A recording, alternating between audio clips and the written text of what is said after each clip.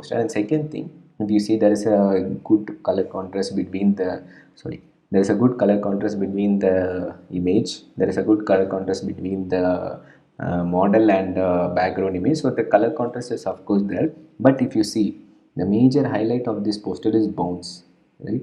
The bounce is the major highlight of the poster, and you have seen how they have aligned the letters in such a way that letter itself conveys the meaning. So it is like the letter itself is the alphabets BOUNCE itself, it is bouncing. That is how they have played with this poster. So even if the model is not there, model and color again elevates the design to next level. Even if the model is not there, the text alone conveys the meaning. So that is what power, or what you call, that is what you can communicate meaning just with the type of the letter. So that is what the power of typography.